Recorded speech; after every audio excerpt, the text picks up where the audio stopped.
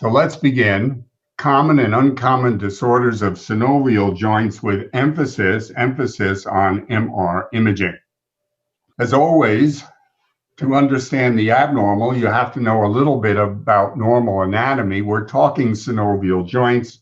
So on your left, I show you a diagram of a typical synovial-lined joint. The ends of the bones are covered in cartilage, shown in light blue, which in most areas of the body is hyaline cartilage. In some areas, it is fibrocartilage. Surrounding the joint cavity, shown in green, is a fibrous capsule. On the inner aspect of the fibrous capsule, a highly vascular connective tissue, shown in red, the synovial membrane. And one aspect of the anatomy, I'm sure you all know this, is at the edges of this particular synovial joint, in common with other synovial joints, there is a marginal area where the synovium is applied directly to bone without protective cartilage. Here's what that looks like. This is called the bare area, and it becomes important in the analysis of images, be they conventional radiographs, CTs, MRs, what have you. Because if indeed you are dealing with synovitis, the first attack that occurs is at the edges of the bone. We see that attack in the form of marginal erosions. So the rule we have here shown by MR is when you see a marginal erosion of bone, or even more than one, you've taken one step toward accurate diagnosis. You know you're dealing with synovitis. It could be rheumatoid arthritis, indeed. It could be a spondyloarthropathy, or as in this particular case, it is septic arthritis of the glenohumeral joint. And owing to the degree of marrow involvement, it appears in this case there is secondary osteomyelitis involving the proximal humerus. Marginal erosions of bone. Now, as that synovium becomes inflamed and mass-like, it forms pannus. And that pannus extends to the central aspect of the joint with two particular patterns.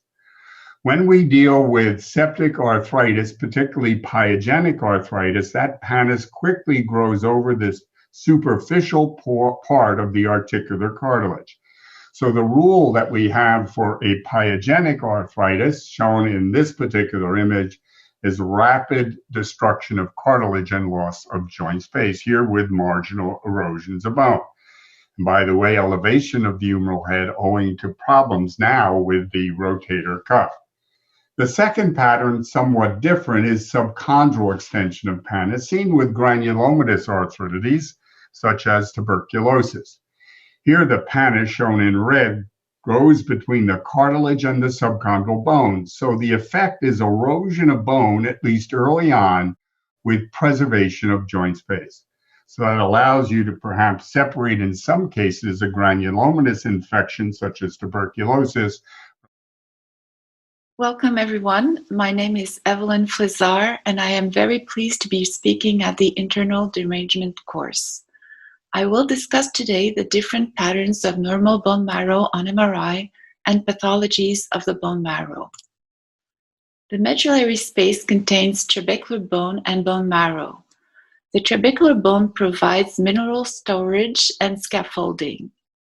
The mineralized osseous matrix does not contribute significantly to the marrow signal.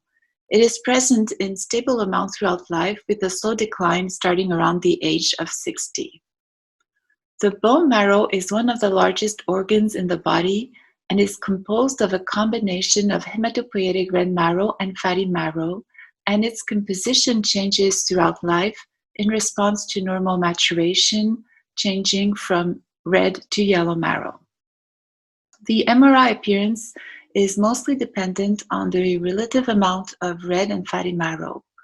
Red marrow is most abundant at birth, and soon after birth it will decline progressively until the mid-20s, being slowly replaced by fatty marrow.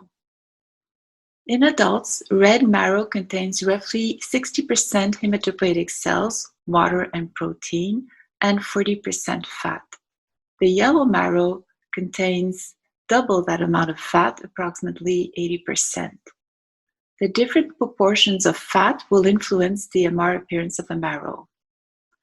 The fat fraction of red marrow, which is approximately 40% in adults, increases with age and can reach 60% by the age of 70, changing the appearance of the marrow on MRI. This drawing shows the conversion of red to yellow marrow from the perinatal period to adulthood. This normal physiologic marrow conversion begins at birth and follows a predictable sequence throughout the body and within the individual bones. The greatest changes occur during infancy and childhood. At birth, all the marrow is red. The conversion starts first at the epiphysis, followed by the diaphysis and then the distal metaphysis. So by the mid-20s, only the proximal metaphysis contains red marrow. The marrow can adapt, and this process is reversible if later in life the marrow needs to produce more hematopoietic cells, for example, if there is anemia. The reconversion will occur in the reverse order, recruiting first the distal metaphysis, then the diaphysis, and finally the epiphysis. So an adult pattern is finally reached at approximately 25 years of age, characterized by the distribution of red marrow to the axial skeleton, the skull, the vertebrae, ribs, sternum, and pelvis, and the proximal aspect of the humeri and femurs. My name is Chang, and today in this focus session, we'll be covering MRI arthroscopy correlation.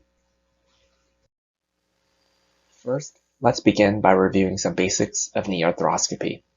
The arthroscopy portals are most typically anterior, and I'm showing here the most common anterolateral and anteromedial portals. Cameras inserted into either of these anterior portals will yield a scope image that is oriented as if we are looking at the patient. Coincidentally, this orientation is quite familiar to radiologists since our images are displayed on packs in the same manner. For diagnostic knee arthroscopies, the anterolateral portal is the first to be created. It's inserted 1 centimeter above the joint line, lateral to the patellar tendon. And after the arthroscope is inserted, here's a typical example of one of the initial anatomical regions that we evaluate. The camera is in the lateral gutter right now. On the right hand, you see the lateral femur, and the lateral gutter is largely free and clear from synovitis or debris. There's this normal fold of capsule and synovial tissue that I've paused on. This has also been referred to as the transverse arcuate fold, and oftentimes you'll see it prominently on MRI as well. By moving the camera over, we see the trochlea and the patella, which appear normal in this case. Specifically, the hyaline articular cartilage surfaces are nice, smooth, and glistening white. As the camera advances cephalad, just a little bit, we see through the porta and into the suprapatellar pouch or recess. In this case, there was also a supramedial portal that was made for fluid outflow. Now the camera is rolling over into the medial edge of the femur. We're in the medial gutter, and as the camera tracks inferiorly, we see the medial femoral condyle on the top right now, the medial meniscus, and the medial tibial plateau. These surfaces are normal as well. You can see the needle that was used to make the anteromedial portal right there.